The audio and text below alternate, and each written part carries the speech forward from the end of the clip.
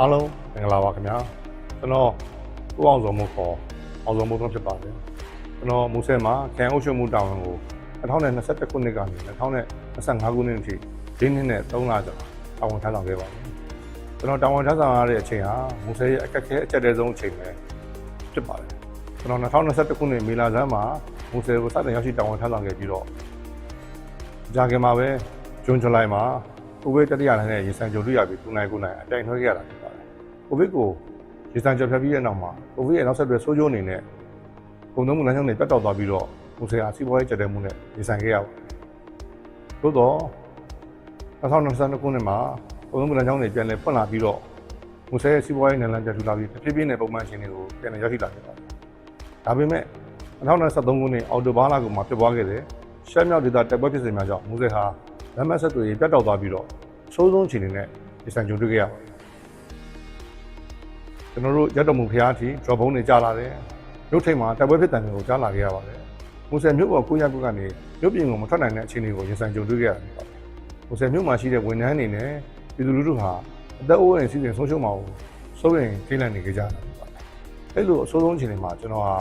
မူဆယ်မြို့ကိုလက်ကန်နာအရာလိုပိုစစ်လိုဖြစ်အောင်လို့ဒီလမ်းပေါင်းစုံနဲ့စ조사ပြီးဆောင်ရွက်ခဲ့ပါတယ်မူဆယ်မြို့လူထုရဲ့အဓိကလိုအပ်ချက်ဖြစ်တဲ့အခြေခံစားသောက်ကုန်နဲ့လူသုံးကုန်တွေကိုရွှေလီမြို့ကနေ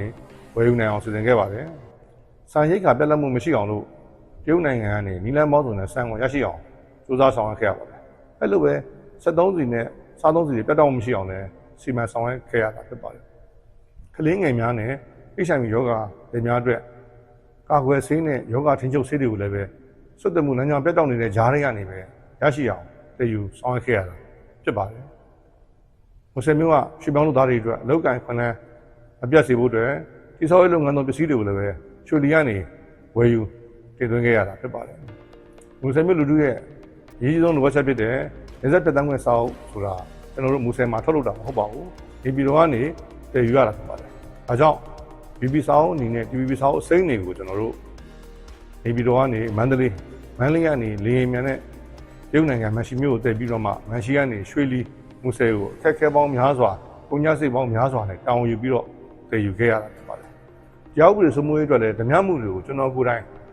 ဖတ်ဖန်ခဲ့ရတာဖြစ်ပါတယ်။အဲ့လိုအရေးပေါ်ကဏ္ဍအချိန်တွေမှာမူဆယ်မြို့လူထုရဲ့စောင်းဝင်နေအဆင်ပြေစေဖို့နဲ့လောက်ကန်ခွင့်ရရှိစေဖို့အတွက်အချို့အရာတွေကိုကျွန်တော်မျက်စိမိတ်ပြီးတော့တောင်းယူဆောင်ရွက်ပေးခဲ့ရတာဖြစ်ပါတယ်။ခြားတစ်ဖက်မှာလည်းပဲမူဆယ်မြို့ထဲမှာစွမ်းဆောင်နောက်လူပွဲတွေအားကစားပွဲတွေဒါဆောင်တဲ့ပျော်ပွဲရှင်ပွဲတွေကျင်းပပြုလုပ်ပြီးတော့မူဆယ်မြို့လူထုရဲ့စိုးရိမ်တော့ကတွေကိုပြေလျော့အောင်စိတ်သက်ခွန်အားရရှိအောင်လို့ကျွန်တော်စူးစမ်းဆောင်ပေးခဲ့ပါတယ်။အဲဒီလိုစူးစမ်းဆောင်ရွက်ခဲ့တဲ့အတွက်လည်းမူဆယ်မြို့ကတဖြည်းဖြည်းတည်ငြိမ်လာပြီးပုံမှန်အခြေအနေကြီးပါရရှိလာတဲ့အတွက်ကျွန်တော်အနေနဲ့လက်ကန်နာတွေကဝေစစ်လို့ကျွန်တော်တင်စားခဲ့တာပါပဲ။အဲဒီလိုအခက်အခဲချက်တွေကြားတွေကနေစူးစမ်းဆောင်ရွက်ခဲ့ပြီးတဲ့နောက်မှာတော့ကျွန်တော်ဟာကျန်းမာရေးမှုတောင်းရနေအငြင်းစားယူခဲ့ပြီးပါတယ်။ဒါပေမဲ့ကျွန်တော်မူဆယ်မြို့ကိုချစ်ပါတယ်မူဆယ်မြို့ကပြည်သူလူထုကိုချစ်ခင်လေးစားပါတယ်မူဆယ်မြို့ကဝန်ထမ်းများနဲ့လုပ်ဖော်ကိုင်ဖက်များကိုတောင်းဆိုရှိပါတယ်မူဆယ်ကိုကျွန်တော်ဓာတ်တဲ့ပြုတ်တက်အောင်လုပ်ပေးချင်ပါသေးတယ်ဒါကြောင့်မလို့ကျွန်တော်မူဆယ်မြို့ကိုပြန်လာခဲ့ပါအားလုံးကိုကျေးဇူးတင်ပါတယ်